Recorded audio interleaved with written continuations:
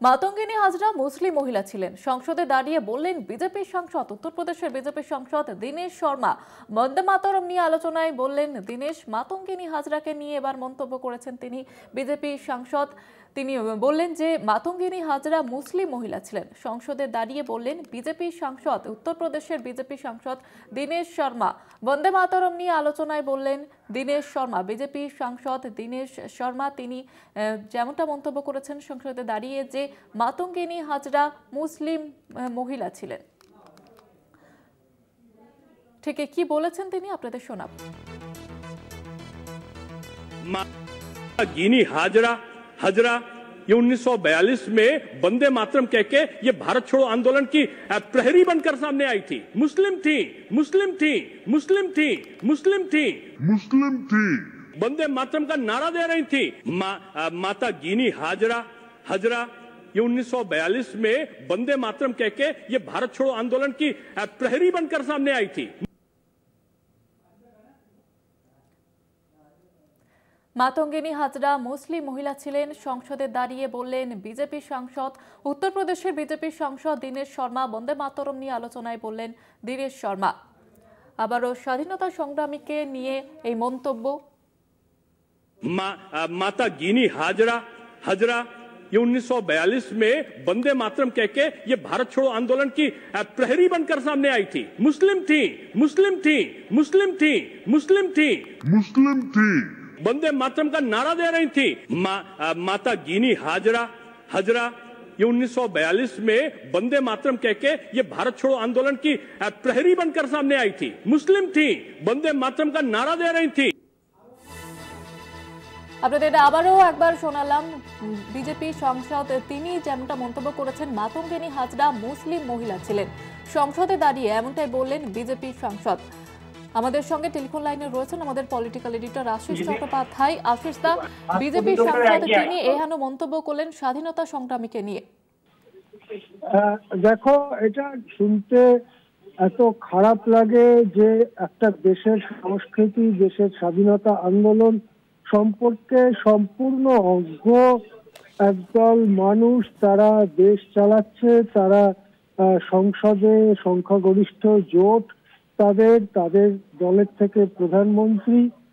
আসলে কথাটা হচ্ছে কি যে এদের কখনো দেশের স্বাধীনতা আন্দোলন সম্পর্কে পড়াশুনো করতেই হয়নি। বিজেপির যে ঘরানা, সেই ঘরানা ছিল হিন্দুত্ববাদের ঘরানা এবং তারা বরাবর কংগ্রেসের নেতৃত্বে, কমিউনিস্টের নেতৃত্বে যে স্বাধীনতা আন্দোলন হয়েছে, বিপ্লবীদের নেতৃত্বে যে স্বাধীনতা আন্দোলন হয়েছে তার বিরোধী মনোভাব পোষণ করে এসছে বরাবর। এবং তারা এক অদ্ভুত ভাবে কেবলমাত্র বীর সাভারকর, শ্যামাপ্রসাদ মুখার্জি ইত্যাদিদের এবং তাদের মধ্যে একদল উগ্রপন্থী গান্ধীকে হত্যাকারীও তাদেরকে প্রশংসার চোখে দেখে এসেছে।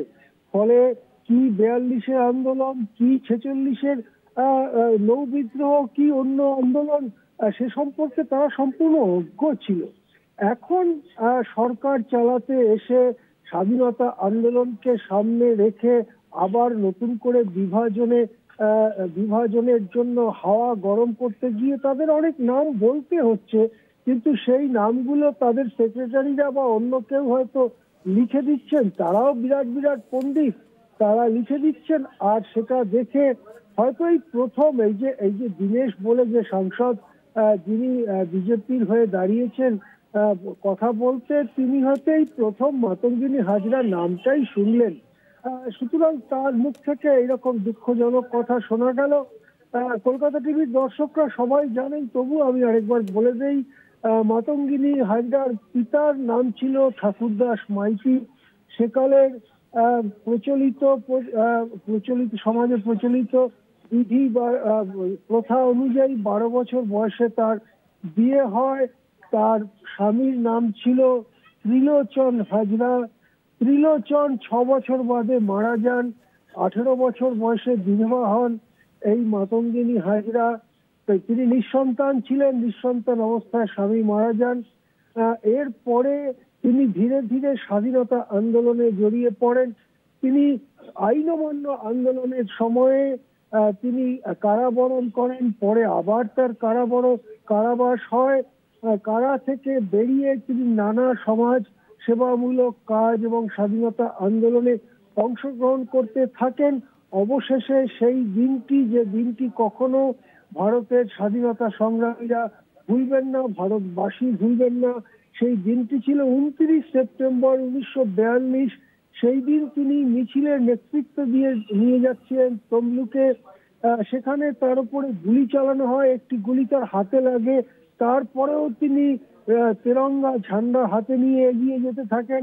আরো একটি গুলি তার কপালে লাগে, তারপরে তৃতীয় গুলিটি তার হাতে লাগে। এই অবস্থায় যতটা পারেন পা ফেলে হেঁটে এগিয়ে সারা দেহ থেকে অঝোর ধারায় রক্ত বেরোতে থাকে, তিনি মাটিতে পড়ে যান। এবং প্রত্যক্ষদর্শীরা লিখেছেন যে তা সত্ত্বেও তিনি চেষ্টা করে যাচ্ছিলেন যাতে তিরঙ্গা ঝান্ডা মাটিতে না পড়ে যায়। এই অবস্থায় তাকে খুন করে ব্রিটিশ পুলিশ। এবং তারপরে এই মাতঙ্গিনী হাজরার অনুপম আত্মত্যাগ, আত্মদানের ফলে গোটা তমলুক, বলা যেতে পারে গোটা মেদিনীপুর, তৎকালীন মেদিনীপুর জেলা জেগে ওঠে। তমলুক জাতীয় সরকার গঠিত হয়। 1944 সাল পর্যন্ত প্রায় বছর দুয়েক সেখানে ব্রিটিশ প্রশাসন ঢুকতে পারত না। তমলুকে জাতীয় সরকার গঠিত হয়েছিল।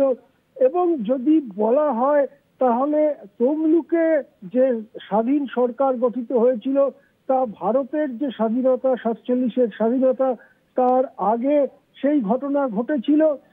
এবং নেতাজি সুভাষ বসুও যে ভারতের অল্প একটু অংশে এসে স্বাধীন করার চেষ্টা করেছিলেন, সেটাও তারও আগে তমলুকে এই ঘটনা ঘটেছিল।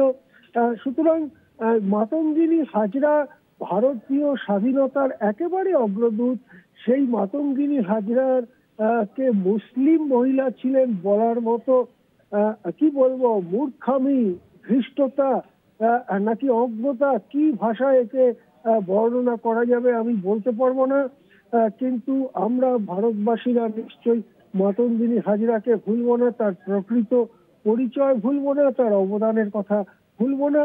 বিজেপির এসব না শিখলেও চলে, না জানলেও চলে, কেননা তারা হিন্দুত্বের শান দিয়ে চিরকাল ক্ষমতায় থাকবেন বলে ভাবেন।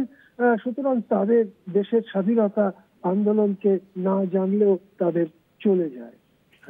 ধন্যবাদ জানাবো আশিস দা। আমাদের সঙ্গে টেলিফোন লাইনে ছিলেন আমাদের পলিটিক্যাল এডিটর আশিস চট্টোপাধ্যায়।